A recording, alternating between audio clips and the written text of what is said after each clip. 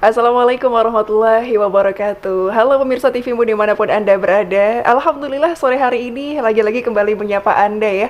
Biasanya setiap hari Senin sampai juga Sabtu jam 16 sampai jam 17 kita berjumpa dalam acara kesayangan kita, yaitu adalah Covid Talk on TV. Kita akan kupas tuntas pemirsa TVmu terkait dengan bagaimana sebenarnya permasalahan COVID-19 di Indonesia dilihat dari beragam perspektif begitu ya, beragam sudut pandang. Bersama saya Arsy Konita, insya Allah selama 1 jam ke depan, dan tentunya kami mengundang Anda pemirsa TVmu untuk bisa bergabung menyaksikan langsung, bisa lewat 3 platform live streaming ya, tinggal dipilih mau yang mana. Yang pertama ada YouTube-nya di TVmu Jogja, kemudian ada juga di Instagram-nya di TVmu UAD Jogja, dan satu lagi boleh di Facebook ya, di TVmu Stasiun UAD, tinggal dipilih mau yang mana. Dan Anda juga bisa bergabung bersama kami, mengikuti obrolan kami dengan melalui WhatsApp ya atau telepon di 0852 2507 9119. Itu dia. Dan hari ini kita akan berbincang mengenai topik yang ini kalau bisa dibilang saya cukup relate begitu ya, karena saya juga merupakan penggiatnya, yaitu adalah tentang radio pemirsa TVmu. Tepatnya adalah tantangan radio ke depan, apakah akan sirna atau tetap siaran di era new reality seperti ini. Nah, kita akan langsung coba perbincangkan pemirsa TVmu dengan narasumber yang sudah hadir baik secara langsung maupun juga di telekonferensi kami. Kita akan langsung sapa dulu yang sudah berada di seberang saya. Masya Allah, ini sudah hadir. Assalamualaikum. Waalaikumsalam warahmatullahi wabarakatuh. Yang pertama pemirsa TVmu ya, ini sudah hadir ada Ibu Tuediana Budi Hapsari PhD. Ini beliau merupakan Ketua Prodi Komunikasi dan Penyiaran Islam Universitas Muhammadiyah Yogyakarta. Sehat, Bu? Alhamdulillah. Saya manggilnya apa ini anaknya? Mbak Dina aja boleh? Mbak Dina, Masya Allah. Mbak Dina kabarnya sehat? Alhamdulillah sehat. Mbak Koni sehat? Sehat. Kalau universitas sekarang sudah masuk lagi atau gimana nih? Masih di rumah, masih online. Beberapa mata kuliah sudah selesai, tapi mungkin yang praktek-praktek ya masih ini ya? Masih ongoing gitu. Karena kemarin UMY juga sempat ini ya, dirumahkan begitu ya. Iya. Sekarang sebenarnya libur sih, tetap kuliah tapi online. Nah, gitu. Nah, ini dia tantangan juga di Pemirsa TVmu. Nanti kita coba akan ngobrol-ngobrol juga soal itu ya, Mbak Dina ya. Saya manggil jadi Mbak bener. Boleh. Baik, kita akan sapa lagi Pemirsa TVmu. Ini sudah bergabung juga di telekonferensi kami. Sudah ada Ibu Nuning Rodiah yang merupakan Komisioner Komisi Penyiaran Indonesia Pusat. Kita sapa dulu. Assalamualaikum warahmatullahi wabarakatuh, Ibu Nuning. Waalaikumsalam Mbak Koni, apa kabar? Baik, Ibu Nuning juga kabarnya sehat? Alhamdulillah sehat. Masya Allah. Ini berarti langsung dari Jakarta Ibu Nuning ya? Langsung dari Jakarta, langsung dari kantor Komisi Penyiaran Indonesia. Tanpa libur ini Bu Nuning selama ini? Ya. Tanpa libur berarti ya? Atau ada liburnya kemarin? Ini pandemi? Sudah mulai Senin kemarin, Minggu kemarin kita sudah mulai kerja, tapi masih 50% begitu yang masuk. 50-50 begitu ya berarti ya. Baik Bu Nuning, nanti kita akan ngobrol lebih lanjut ya, karena kalau berbicara mengenai KPI ini banyak sekali isunya ya, Mbak Dina ya. Baik, kita tahan dulu. Kita akan sapa lagi. Di sini ada Pak Afan Rifai STMT. Beliau merupakan Direktur Radio Unima Magelang. Assalamualaikum warahmatullahi wabarakatuh, Pak Afan. Waalaikumsalam warahmatullahi wabarakatuh. Langsung dari Magelang ini ya, Pak Afan ya? Iya. Kabar sehat, Pak Afan? Alhamdulillah Mbak. Semoga sehat semua di situ ya. Amin. Ini langsung dari radio juga atau gimana nih, Pak Afan? Saya dari rumah Mbak. Kebetulan kampus juga masuk ini kerja juga masih terjadwal sesuai harinya. Kalau radio tetap on 24 jam kita insya Allah. Jadi guru tetap masuk seperti biasa. Kecuali kemarin pas work from home kita ada beberapa yang siaran dari rumah juga. Siaran dari rumah ya ini ya, Mbak Dina, menarik ya. Apakah nanti radio di UMY juga ikut hal yang sama? Kita coba tanya-tanya nanti Mbak Dina ya. Baik Pak Afan, kita sapa lagi nih pemirsa TVmu, apakah sudah bergabung bersama kami? Ada Pak Dr. Teguh Hadi Prayitno, MM Home MH, apakah sudah bersama kami?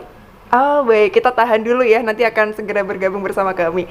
Baik pemirsa TVmu, kita akan langsung mulai saja. Ini saya yang paling penasaran dulu ya, saya pengen ke Pak Afan dulu deh, ini yang laki-laki sendiri di sini begitu ya, Masya Allah. Pak Afan, di Unima sendiri Pak Afan, ini kan di tengah pandemi seperti ini, kemudian banyak yang bilang nasib radio ini ke depannya gimana begitu? Akankah tetap ada atau semua harus hijrah ke digital atau seperti apa nih kalau dari Pak Afan sendiri? Baik, terima kasih. Yang pertama ini, jadi gini, pengalaman kami pertama mengudara itu kan lahir tahun 2001, sudah 19 tahun hingga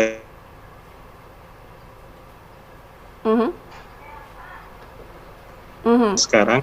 Itu memang mengalami sama 3 hingga 2008 lah sekitar itu. Dan hingga saat ini juga mengalami era-era yang berbeda. Berbicara tentang kenaikan ataupun penurunan jumlah pendengar dan sebagainya, kita harus realistis bahwa kita melihat tantangan itu selalu ada. Dulu ketika kita hadir tahun 2001 itu paling susah memperkenalkan radio kita gitu, karena dianggap radio milik kampus, tidak bisa masang iklan dan sebagainya gitu. Akhirnya kita yakinkan ke masyarakat kalau kita ini radio swasta LPS berbadan hukum, dan tepat ketika IPP-nya keluar waktu itu kita sudah bisa mudah memperkenalkan. Waktu itu sudah mulai muncul internet gitu. Nah, internet ini bisa sebagai jalan kita membuka memperkenalkan eksistensi kita, bisa juga menjadi hambatan buat kita gitu. Kalau dulu kan kita mengenalkan ke klien itu kan harus kirim data media gitu, lewat surat dan sebagainya. Sekarang kita cukup share website kita, share akun sosmed kita, orang bisa mengenal kita. Nah, tantangan ke depan adalah bagaimana kita bisa ada ketika media lain itu ada gitu. Survei Nielsen tahun 2016 ya, mungkin Bu Nuning juga paham betul, itu kan menempatkan radio masih mempunyai penikmat sekitar 38%. Berarti kan masih cukup diakui keberadaannya. Dan banyak yang mengatakan bahwa generasi X seumuran 35 sampai 49 mungkin itu dianggap sudah meninggalkan. Ternyata itu mendominasi ini juga pendengarnya gitu. Dan ada yang mengatakan hanya dengarkan orang-orang tua. Ternyata kayaknya hasil survei Nielsen tersebut bisa dibaca di webnya Nielsen mungkin suatu saat. Nah, ini membuktikan bahwa tergantung bagaimana kita itu mengemas radio itu sendiri. Artinya kita tidak bisa memungkiri ketika kita bersiaran juga harus melibatkan akun sosmed kita.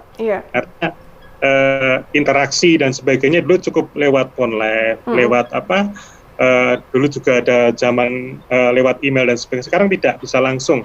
Artinya konvergensi ini suatu, artinya bagaimana kita bisa menyatukan itu, menguatkan bagaimana radio itu bisa eksis secara terestrial, secara streaming maupun juga dengan media sosialnya. Ini yang penting untuk kita lakukan saat ini, Pak.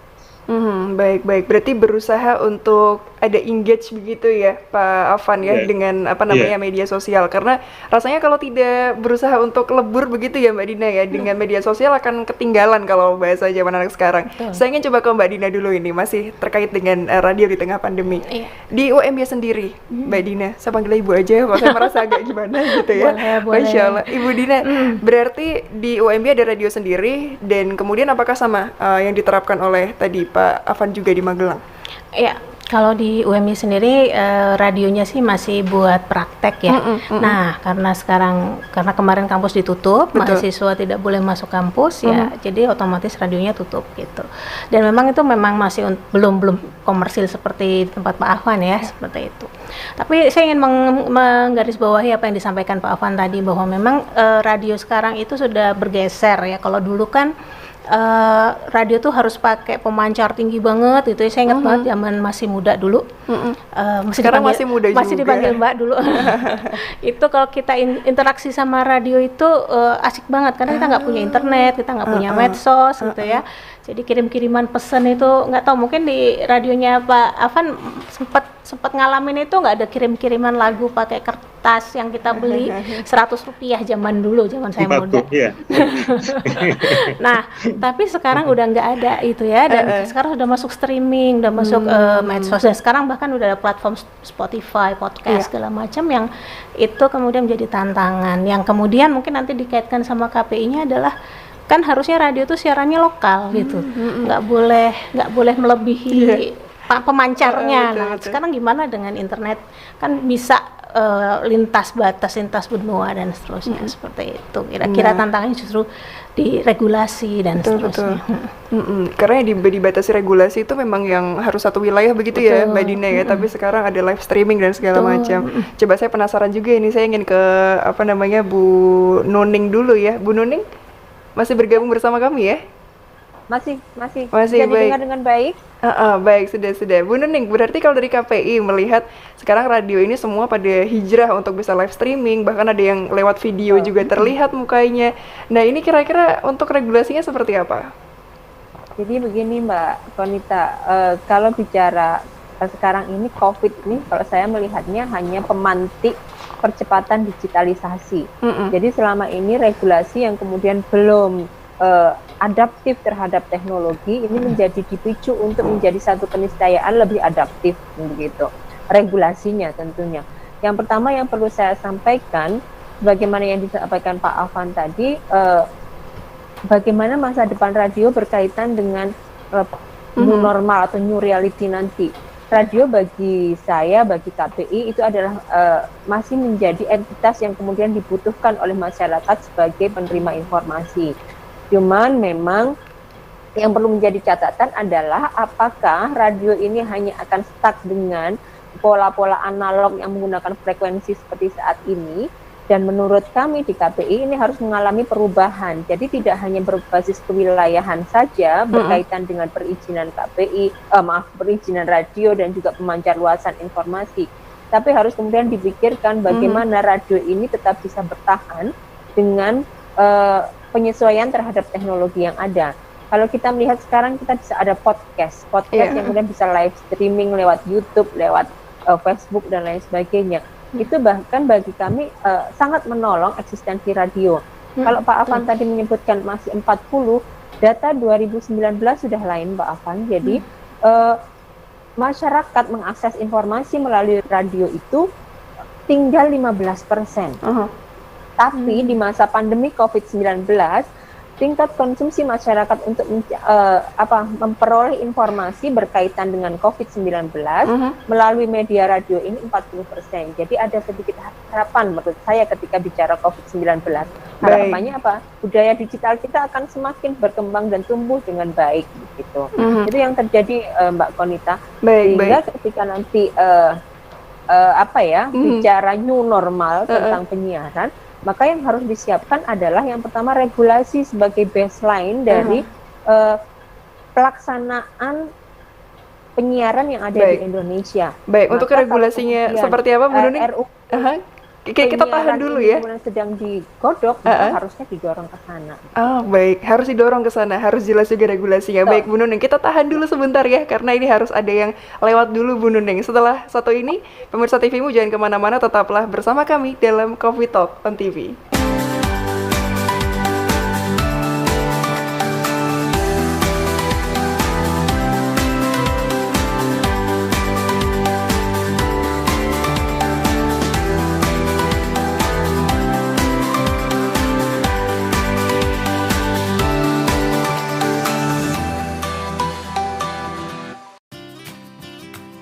Sebagai upaya pencegahan penyebaran COVID-19, langkah penyemprotan disinfektan di berbagai tempat terus dilakukan. Muhammadiyah COVID-19 Comment Center bekerja sama dengan berbagai pihak melakukan penyemprotan disinfektan di berbagai tempat, seperti fasilitas umum, tempat ibadah, dan sekolah-sekolah. Sampai saat ini, penyemprotan disinfektan telah dilakukan di 48.954 titik, di antaranya 10.422 tempat ibadah, 32.092 fasilitas umum, 5.959 sekolah, serta 481 gedung amal usaha Muhammadiyah. Ingat, disinfektan hanya untuk benda mati dan simak panduannya di Instagrammu COVID-19. Tetap jaga jarak, jaga kebersihan, selalu cuci tangan dan menggunakan masker. Bersatu perangi Corona.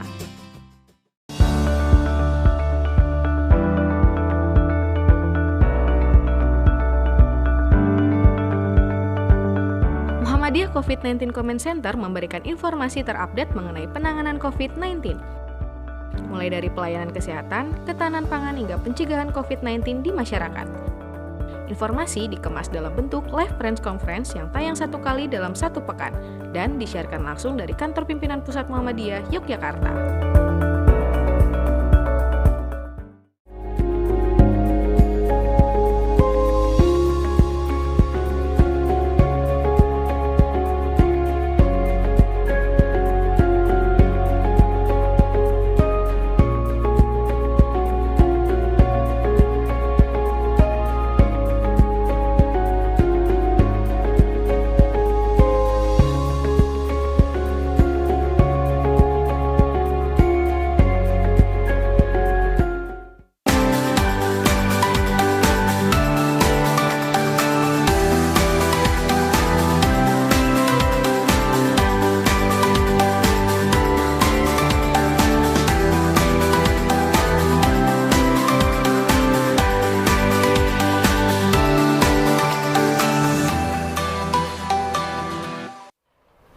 Terima kasih Mirsa TVmu, terima kasih masih bersama kami dalam COVID Talk on TV. Dan tentunya silahkan bagi Anda yang baru bergabung, masih kami buka lebar-lebar pintunya untuk bisa mengikuti kami di 3 live streaming di Facebook, di Instagram, dan juga di YouTube. Nah, ini sepertinya Mbak Dina, kita jadi nggak kesepian berdua di sini. Wah, ada ketambahan temannya. satu ini. Benar. Ada siapa toh ini sebenarnya? Mas Budi, Masya Ketambahan Allah. kopi. Ketambahan kopi. Mas Budi, Assalamualaikum. Ya, bisa membantu Mbak Koni. Ya, ini tadi saya menyimak di obrolan segmen pertama, menarik sekali ya. Dan hari ini juga Pak Teguh juga ada gabung dengan kita ya. Mas Teguh, Assalamualaikum Mas Teguh. Salam, ini siapa Mas Budi ya? Ya, saya Budi Mas. Mas, Iya, sehat Mas. mantur suwun. Ini saya lari nih dari acara lain ini. Oh iya, makanya ya jadi kita Mana ini wajahku dari Jogja? mantap. Wah, ganteng, gagah lah pokoknya. Cocok. Iya. Ini kita ke Mas Teguh ya kita ya. Iya. Kita ke Bu Nuning dulu kayaknya, tadi putus. Oke, ya. Mas Teguh, nanti kita ngobrol dengan Mas Teguh, tapi ini kita ke Bu Nuning dulu Mas Teguh. Kenapa? Kita mau ke Bu Nuning dulu, ke Bu Nuning KPI dulu. Nanti Mas Teguh simpen dulu. Ya. Ya, oke. Tadi ke Bu Nuning Bu ya. Nuning dulu ya. Bu Nuning, tadi sempat terputus Bu Nuning ya tentang regulasi kalau radio di tengah pandemi ini kan semuanya beralih ke digital dan harusnya memang seperti itu. Ini regulasinya seperti apa Bu Nuning? Jadi begini, perlu saya sampaikan perkembangan revisi undang-undang penyiaran yang ada di DPR. Memang kita ini sudah masuk prolegnas yang ke-10 bahkan Mbak untuk RUU penyiaran, tapi memang belum gol-gol juga dan belum diundangkan. Tapi mungkin mudah-mudahan ya tahun ini segera diundangkan revisi undang-undang penyiaran yang tentunya juga mengakomodasi berbagai macam isu. Artinya isu-isu tentang digitalisasi, isu tentang OTT, over the top, bagaimana persoalan pengaturan YouTube, Netflix, iFlix dan lain sebagainya itu juga diperlukan. Tapi berkaitan dengan radio memang benar ketika hari ini betapa menjamurnya podcast yang bisa kemudian didengarkan lewat Spotify dan lain sebagainya. Hal ini yang kemudian saya kira menjadi terobosan baru bagi kehidupan radio di masa yang akan datang. Radio harus kemudian diberikan keleluasaan untuk menyiarkan program siarannya, yang tentu ketika bicara digitalisasi ini kita akan bicara sesuatu yang spesifik.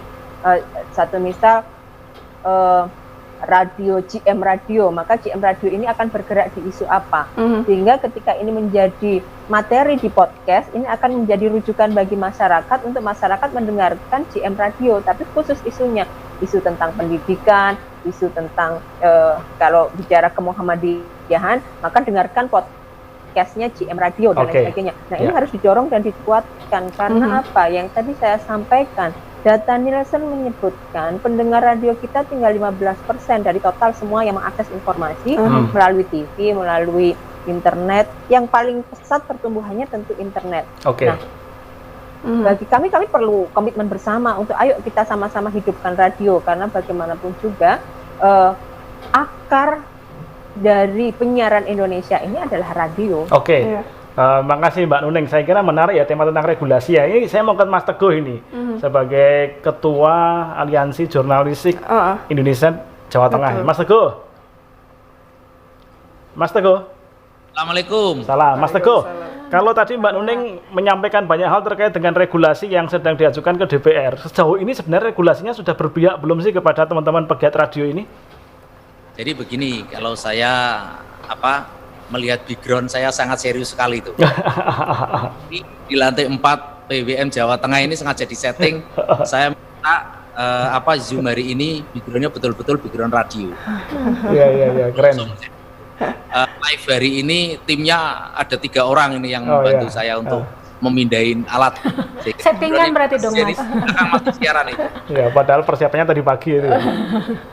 Itu masih di studio kita ini di lantai 4 Jalan Sari Raya. Semarang. Jadi ini menunjukkan bahwa kami ini melihat radio ini masih satu hal yang potensial. 15% kalau dihitung dari seluruh populasi penduduk Jawa Tengah yang sekitar 30 juta lebih, itu berapa kalau dihitung? Banyak banget. Oleh karena itu ada beberapa pihak yang menyampaikan bahwa radio itu sudah gak menarik. Ada yang menyampaikan.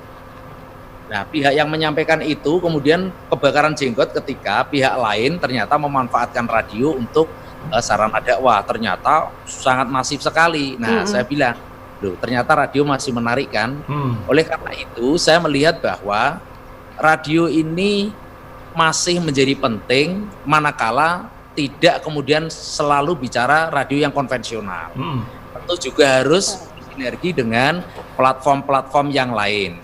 Medianya dijalankan, YouTube-nya dijalankan semua.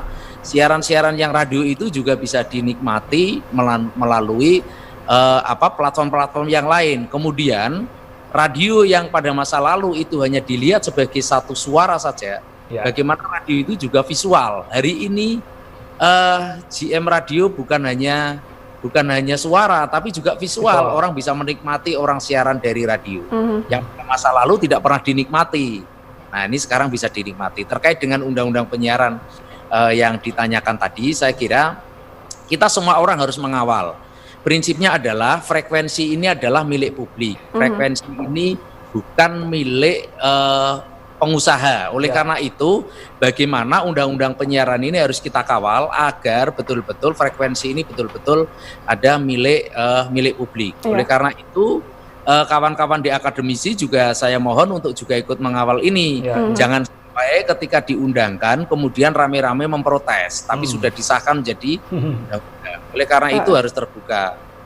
Mumpung ada Mbak Nuning juga yang memang di KPI Pusat, saya mohon disosialisasikan rancangannya itu sudah seperti apa, kemudian pasal-pasal mana yang itu harus kita kritisi sehingga tidak akan terjadi satu monopoli. Oleh karena itu di dalam undang-undang penyiaran itu juga diberi keleluasaan tentang definisi radio. Definisi radio jangan hanya berbicara radio pada masa lalu yang konvensional yang hanya suara saja, bahwa radio itu juga ada visualnya, radio itu juga bisa platform-platform yang lain. Oke, Mas Teguh, terima kasih. Ini menarik ya berbicara mengenai platform ya. Tapi saya kira perlu kita cross check ke Pak Afan ini. Nah, boleh. Ya, Mas Afan. Mas Afan? Ya, oke, Mas. Ya. Jadi kalau selama ini kalau tadi ya kemudian kalau mau kekinian ya saya kira harus familiar dengan platform-platform yang dibangun sekarang ya, YouTube betul. macam-macam. Teman-teman di Magelang sendiri apakah sudah mulai yang demikian, Mas Afan? Ya, kita sudah mulai juga. Artinya memang ini keniscayaan yang harus kita akui. Walaupun memang fokus kita adalah bagaimana kita harus bisa menjual gitu. Kalau swasta kan kita harus kita akui sekarang ini tantangannya berat. Mereka yang live dengan YouTube, FB itu kan hampir cost-nya minim sekali gitu. Sedangkan kita ketika harus merunningkan pemancar yang 2000 watt ke atas kan itu berjuta-juta biayanya. Belum lagi kita harus menggaji banyak. Kita ada sekitar 5 karyawan tetap dan yang tidak tetap ada sekitar 7 karyawan. Itulah makanya ini sinyalnya agak susah. Makanya kita pikir bagaimana sekarang artinya kalau kita bertahan karena berkembang ini karena kolaborasi. Artinya kita berjejaring dengan radio swasta lain di Semarang, Jakarta dan sebagainya dan juga Jogja. Artinya kita saling sharing iklan yang ada. Artinya itu secara konvensional seperti itu. Nah, sekarang itu sudah mulai menambahkan kalau plus ikan via web kita berapa, via YouTube, YouTube kita belum, via IG sama Facebook kita berapa, itu kita menjadikan paket-paket baru harga iklan.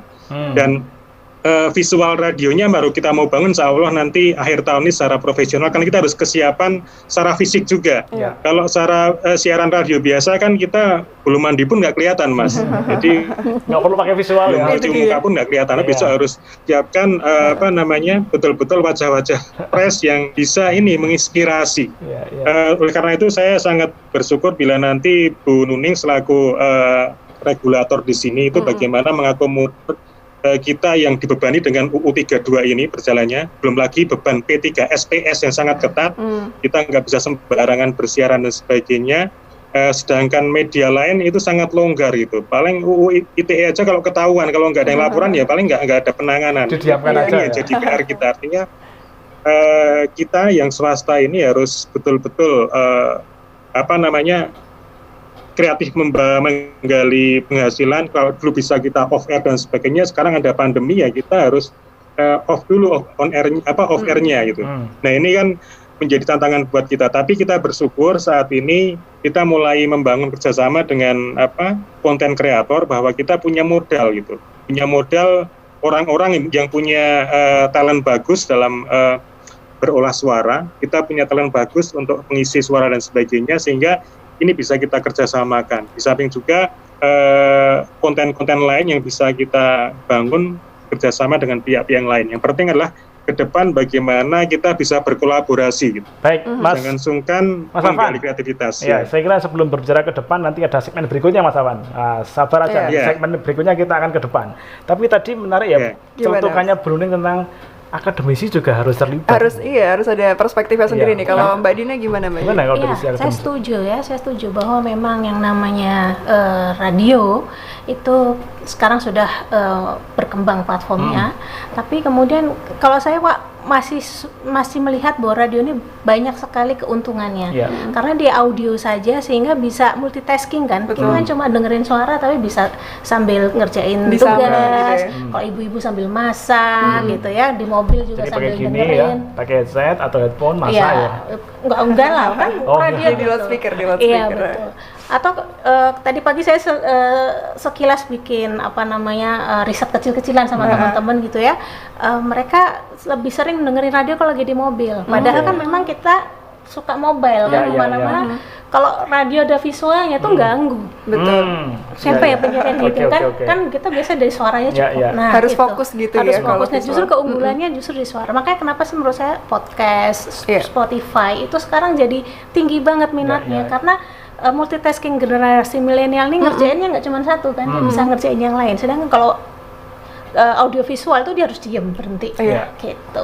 Karena harus melihat visualnya gitu ya. Betul. Kita tahan dulu kayaknya Mas Budi ya, dan juga Mbak Dina, dan juga nanti yang di telekonferensi juga kita akan ngobrol lebih lanjut lagi. Silakan Mirsa TV-mu bagi Anda yang baru bergabung kemudian ingin bertanya langsung, masih kami buka lebar-lebar pintunya ya di bawah layar kaca Anda untuk yang ingin bergabung lewat WhatsApp ataupun juga lewat telepon. Kami akan kembali usai jeda pariwara berikut ini.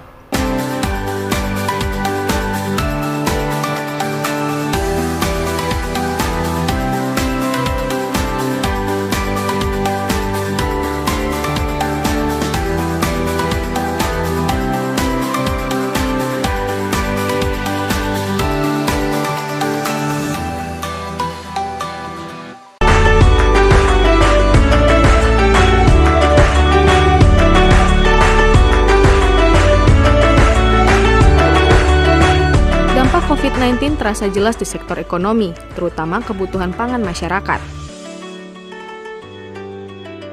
Muhammadiyah COVID-19 Comment Center dari pusat, wilayah, daerah, cabang hingga ranting telah membagikan paket sembako kepada masyarakat terdampak COVID-19.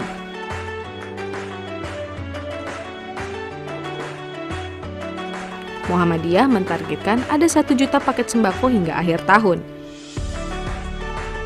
Sampai saat ini, 397.317 paket sembako senilai lebih dari 39 miliar rupiah yang telah dibagikan kepada masyarakat di seluruh wilayah di Indonesia.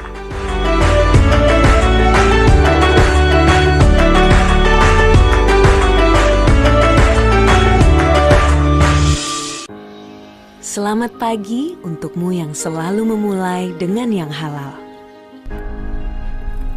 Memulai yang pertama dengan semangat. Memulai menyebarkan inspirasi. Kecantikan sejati dimulai dari inovasi tanpa henti. Kebaikan dimulai dari yang halal. Wardah halal dari awal. Rumah sakit menjadi garda terdepan dalam penanggulangan COVID-19 dan dapat juga menjadi benteng terakhir. Maka dari itu, Rumah Sakit Muhammadiyah Aisyah siap menjadi rumah sakit yang melayani pasien COVID-19 dengan dukungan fasilitas yang optimal. Saat ini, telah ada 77 Rumah Sakit Muhammadiyah Aisyah yang membantu dalam penanganan COVID-19. Bahkan, tidak hanya itu, Muhammadiyah juga mewujudkan rumah sakit darurat untuk penanganan COVID-19. Ikhtiar ini sebagai wujud Muhammadiyah dalam membantu pemerintah memerangi COVID-19. Bersatu perangi Corona.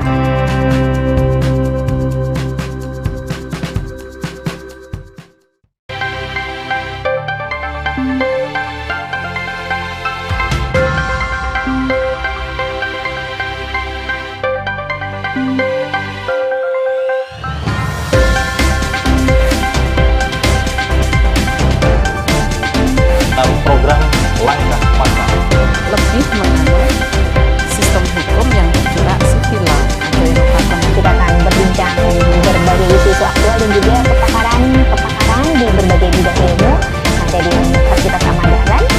Degradasi dan fragmentasi dari plastik yang tadinya ukurannya besar.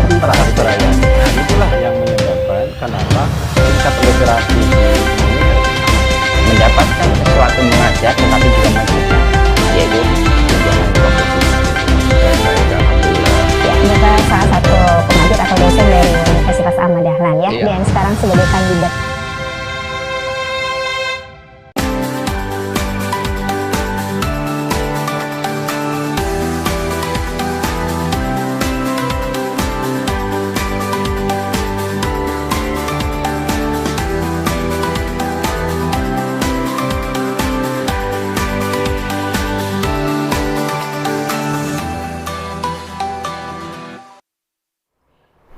Iya, Mirsa TVmu, terima kasih Anda juga masih bersama kami dan tentunya kami masih ada beberapa waktu untuk masih menyapa Anda begitu ya yang ingin bergabung bersama kami. Boleh di WhatsApp-nya sekali lagi di 0852 2507 9119. Nah, sekarang sudah muncul di bawah layar kaca Anda. Atau juga boleh melalui live streamingnya di Facebook, di YouTube dan juga di Instagram. Silahkan mau nonton dari yang mana boleh.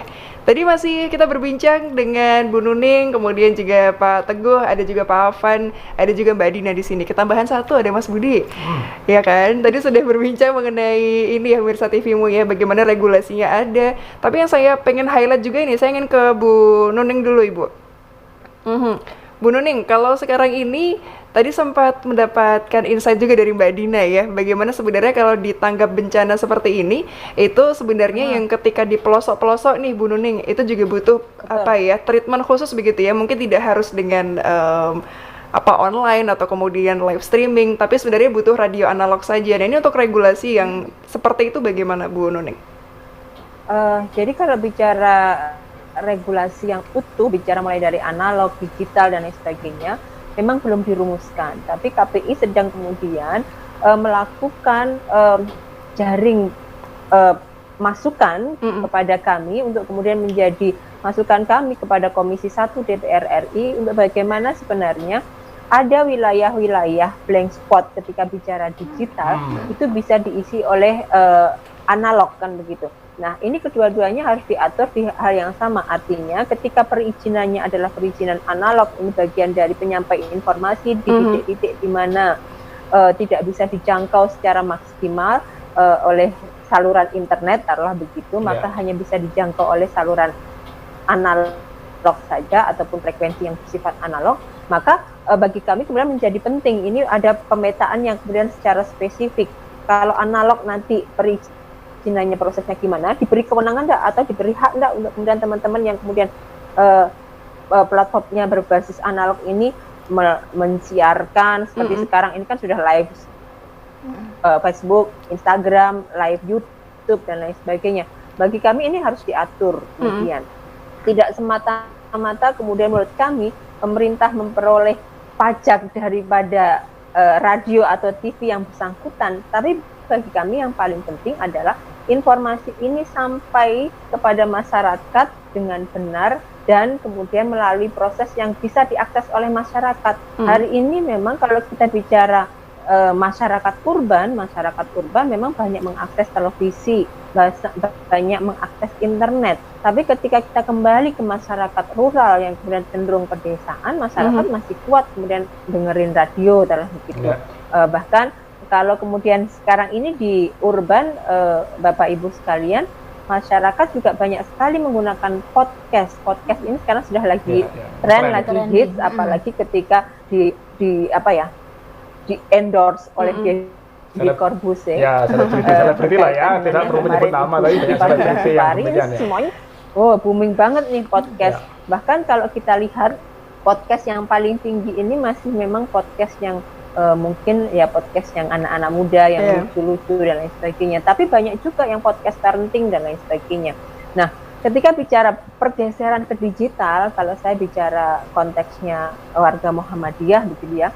Ini ada berapa juta sih warga Muhammadiyah? Ini kan berjuta-juta warga Muhammadiyah. Bayangkan ketika satu radio saja punya akun Facebook, punya akun Twitter, punya akun Instagram, punya akun YouTube yang kemudian di-follow atau di-subscribe oleh semua warga Muhammadiyah. Alangkah kemudian keuntungan-keuntungan itu akan masuk karena apa? Informasi ini akan tersebar secara luas begitu loh. Nah, kalau kemudian dari pimpinan pusat Muhammadiyah kemudian buat list apa begitu, terus kemudian ini disebarkan, ayo dong kita sama-sama subscribe dan lain-lain. Oke, Bruning. Menjadi sangat strategi. Baik, ini menarik tadi ya mengenai kemudian mengelola komunitas tadi ya dan jaringan ya. Ke Mas Teguh pengalaman selama ini Mas Teguh di kalau berangkat dari Jawa Tengah sendiri kemudian yang beraneka ragam ya tidak hanya di perkotaan tapi juga di perdesaan.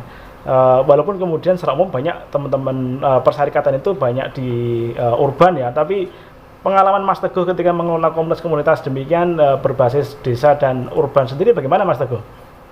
Jadi begini, barangkali kalau di perkotaan menjadi tidak terlalu urgen begitu ya. Di daerah-daerah ini masih sangat kita perlukan. Buktinya adalah saya selaku Ketua Majelis Pustaka dan Informasi Pimpinan Wilayah Muhammadiyah Jawa Tengah masih banyak menerima permintaan tolong dari kawan-kawan di daerah, di Temanggung dan di beberapa daerah lain masih kok mereka berkeinginan mendirikan radio swasta atau radio komunitas setidak-tidaknya. Ini sekalian Mbak Nuning, mumpung saya ingat ini, kota Semarang ini ibu kota provinsi tetapi PWM belum memiliki radio swasta ini. Mohon bantuannya satu frekuensi untuk Muhammadiyah yang ada di kota Semarang ini. Kita pokoknya peluang usaha masih ya Mas. Iya, kita sangat perlu itu untuk di kota Semarang. Sampai hari ini kita kebingungan karena tidak ada frekuensi. Barangkali ada beberapa radio swasta yang tidak aktif, tetapi masih ada izinnya atau tidak aktif, tetapi hidup segan mati tak mau. Barangkali itu bisa dilimpahkan ke kita. Jadi kita sangat betul itu. Jadi ini pahalanya besar ini Mbak Nuning kalau Insya Allah. Jadi memang begitu Mas. Kita sedang mengevaluasi radio-radio yang izinnya masih ada, tapi dia tidak bersiaran, taruh sudah 3 bulan tidak siaran. Itu kan ya buat apa pegang frekuensi tapi nggak produktif dan menyampaikan informasi. Itu diprioritaskan untuk Muhammadiyah aja yang di kota Semarang nih karena mumpung Mbak Nuning ya dari warga kita juga ya nggak begitulah kira-kira. Tapi kita ke Mas Afan ya. Sekarang ini hampir di segmen terakhir ini. Mas Afan ini kan tema-tema pandemik ya. Sekarang lagi masih di tanggap darurat pandemi corona. Tema-tema tentang COVID sendiri untuk radionya Mas Afan apakah menjadi satu yang prioritas untuk kemudian jadikan produk-produk Mas Afan? Di highlight gitu ya? Ya. Pasti Mas, jadi itu menjadi highlight kita. Jadi beberapa ILM jelas kita membuat beberapa ILM terkait COVID dan juga beberapa talk show yang juga beberapa narasumber dari kampus kita sendiri. Jaringan kayaknya ya ini Mas Budi ya. UMM. Okay. Dan kemarin momentum yang bagus ketika Ramadan kita punya prime time live YouTube dari PDM, kemudian kita relay dari semua sekolah Muhammadiyah paket data banyak silakan YouTube. Yang agak minimal lewat streamingnya Unima, yang nggak punya paket data bisa langsung lewat Unima FM. Jadi ini kemarin kita punya momentum itu, dan konten dari talkshow itu merupakan semua terkait dengan pandemi COVID ini. Dan selama sebulan pembiayaan kita juga di samping dari share iklan yang kita miliki, itu juga ditopang dari Lazismu. Jadi alhamdulillah itu responnya bagus dan berhasil menaikkan subscriber dari akun YouTube yang kita kelola di PDM Kabupaten Magelang. Jadi itu yang kemarin momentum yang cukup bagus, dan alhamdulillah karena itu kita sudah disediakan anggaran untuk beli perangkat live dari PDM untuk kelanjutan dari program talkshow secara live di Muhammadiyah Kabupaten Magelang. Alhamdulillah itu ada beberapa lanjutan. Kalau fasilitasnya disediakan gitu lebih mulus lagi ya Mas Budi ya? Iya, betul sekali. Dan sekarang berapa sih sekarang subscriber-nya? Dakwahnya lebih masif. Iya betul Bu Dening. Betul ya. Berarti kalau masanya ini mungkin Pak Afan bisa disampaikan, kalau dari yang segi analog dibandingkan dengan yang digital sekarang, masanya lebih banyak yang mana? Masih banyak analog, Mbak. Jadi yang jelas kita kan bisa ngukur pendengar kita yang di streaming itu berapa kan ketahuan tiap harinya. Tapi kalau kita lihat sampai sekarang kan juga masih banyak yang request lewat WA sama SMS dan juga telepon itu masih ada gitu. Itu ternyata juga masih cukup banyak, terutama dari daerah Temanggung kita. Nah, ini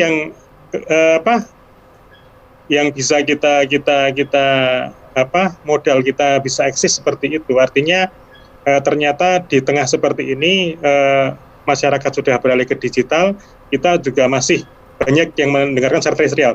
Satu kuncinya, kualitas audio harus bagus. Jangan sampai kita kalah dengan yang lain gitu. Itu secara terestrial. Secara streaming juga harus sama. Jangan sampai streaming kita juga kalah jauh dibandingkan podcast lewat ataupun Spotify dan sebagainya. Makanya ini PR kita adalah bagaimana secara perangkat juga harus berkualitas. Artinya ini teknologi sudah ada, tergantung kita siap nggak menerima itu dan juga mengaplikasikannya. SDM, insya Allah semuanya sudah kita semuanya mampu, tergantung bagaimana kita siap nggak berinvestasi ke situ, dan Muhammadiyah siap nggak menopang, mensupport sampai di sana ketika ada ormas lain yang sangat gencar mendukung dakwah secara digital. Ini jadi PR kita bersama ini. Kembali ke penggunanya lagi begitu ya Pak Afan ya. Emang harus gimana? Baik, nanti kita lanjut lagi ya Mirsa TV-mu ya. Kita belum ke Mbak Dina, nanti saya ingin langsung ke Mbak Dina saja di segmen terakhir. Bagi Anda yang ingin bergabung masih kami buka lebar-lebar untuk interaksinya, dan tetaplah bersama kami dalam COVID Talk on TV.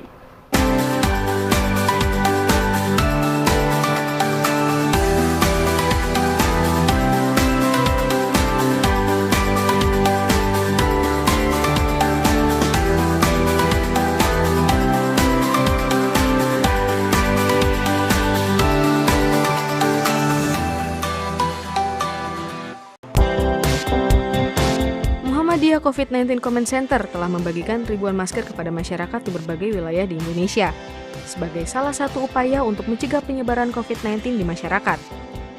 Sebanyak 339.218 masker yang telah dibagikan kepada masyarakat untuk terhindar dari COVID-19. Selalu physical distancing saat di luar rumah agar terhindar dari COVID-19, sehingga keluarga di rumah selalu aman. Bersatu perangi Corona.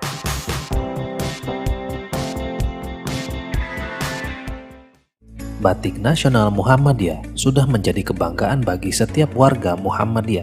Bahkan, pimpinan pusat Muhammadiyah secara resmi menggunakan batik nasional untuk pertemuan nasional maupun internasional. Dua kader Muhammadiyah, Iqbal dan Sarah, peraih medali emas di kejuaraan pencaksilat Asian Games, menjadi bagian ikon brand ambasador batik nasional Muhammadiyah. Kami bangga berbatik nasional Muhammadiyah. Untuk pemesanan lebih lanjut, hubungi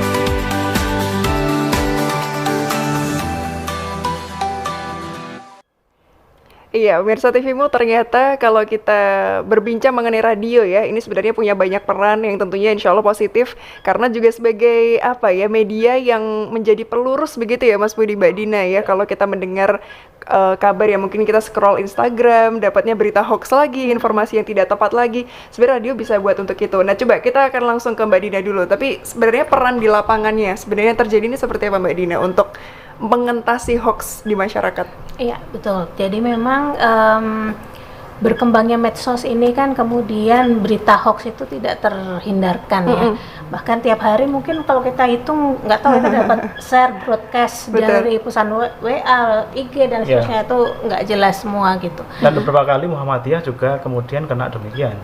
Bagaimana Mas Mukti kemarin juga. Oh iya, ya kan? Malam ya betul. Nah, tentu saja radio Muhammadiyah ini atau jaringan radio di Muhammadiyah ini juga kita harus punya apa ya, semacam kesepakatan filternya seperti apa gitu. Gimana kesepakatan satu berita diangkat, atau ada mekanisme klarifikasi dulu, misalnya kayak tadi Mama ada, wah kalau udah Sekjen PP berarti benar, nggak taunya kan harus tanya dulu kalau ternyata beliau tidak bicara misalnya seperti itu. Tapi radio punya peran gitu ya, karena beda dengan medsos yang personal, tapi kalau radio itu kan lebih institusional, sehingga pesan yang muncul itu kan dianggap mewakili oleh institusinya. Nah, di situ adalah satu keuntungan sebenarnya ya. Begitu. Tapi kemudian mungkin salah satu tantangan, kalau menurut saya salah satu tantangan radio-radio Muhammadiyah ini adalah mungkin packaging pesan ya kalau menurut saya. Radio itu kan segmented banget, jadi siapa yang mau denger itu kan tergantung dengan segmen demografi pendengarnya. Kenapa sih makanya radio A gitu sekarang lebih banyak nyetelnya K-pop gitu, karena banyak yang dengerin orang seperti itu. Yang radio B khusus lagu Indonesia doang. Nah kalau radiomu itu apa gitu, karena kalau isinya cuma pengajian doang juga juga mungkin kayak jaringan sebelah juga nggak lebih menarik yang sebelah kali gitu ya. Lebih kenceng ya sana ya. Betul gitu. Audionya lebih bagus lagi. Gitu ya, mungkin kalau audio gitu ya gitu. Jadi mungkin tantangan kita untuk radiomu ini memang pertama untuk packaging ya, packaging untuk yang remaja bagaimana, yang sudah sepuh gimana, seperti itu. Kalau yang orang di daerah-daerah, di desa-desa itu tadi pagi saya tanya, simbahmu masih dengerin radio nggak? Masih.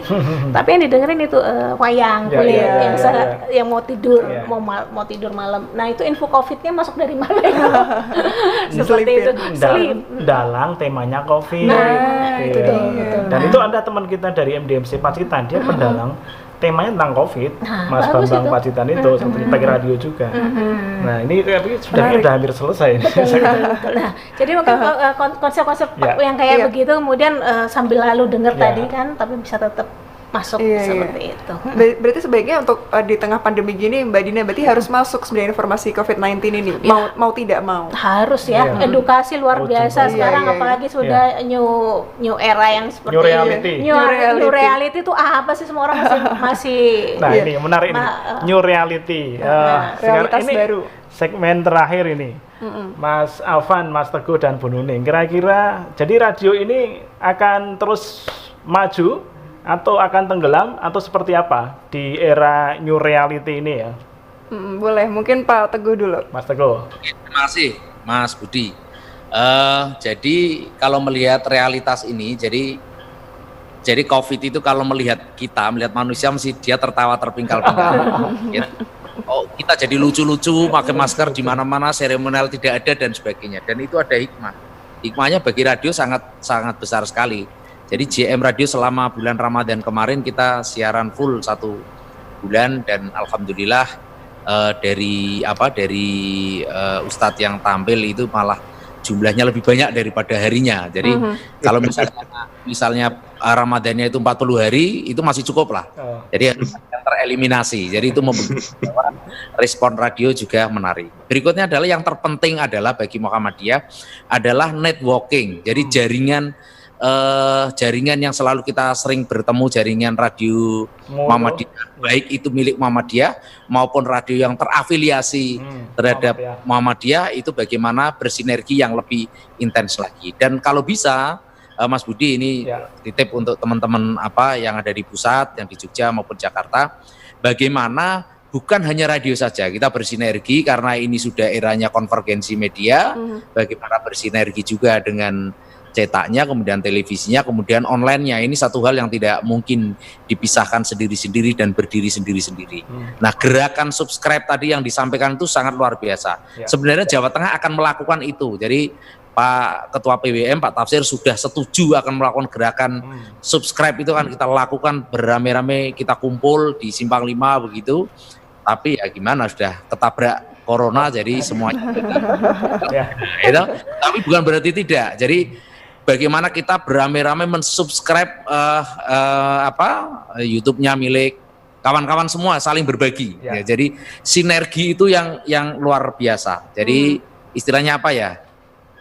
Orang jenius yang terisolasi tidak ada maknanya dibandingkan dengan orang biasa yang terintegrasi. Jadi bagaimana kita berintegrasi semuanya membuat jaringan, nah, jadi luar biasa. Jadi mungkin ini yang perlu ditekankan, sehingga radio-radio yang masih baru, radio komunitas yang di daerah, kita support isi-isi siarannya.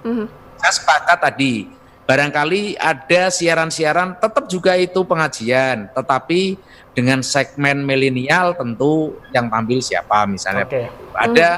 Ada hal-hal yang itu mendidik, memberikan satu edukasi, tetapi disampaikan dengan bahasa yang milenial, disampaikan dengan bahasa yang sangat gaul, itu juga barangkali juga menarik untuk segmen-segmen tertentu, sehingga tidak membosankan. Tetapi jangan juga kemudian yang memang mengambil peran khusus radio yang khusus dakwah saja, biarkan dia, tidak usah dipaksa untuk beralih segmen, biar dia dengan segmennya sendiri.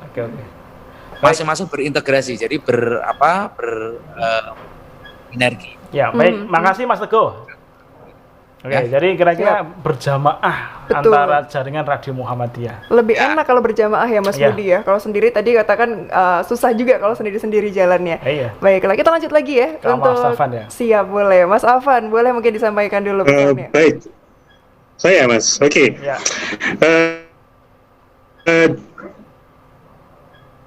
Mas Afan, sinyalmu kok susah ya Mas Afan ya?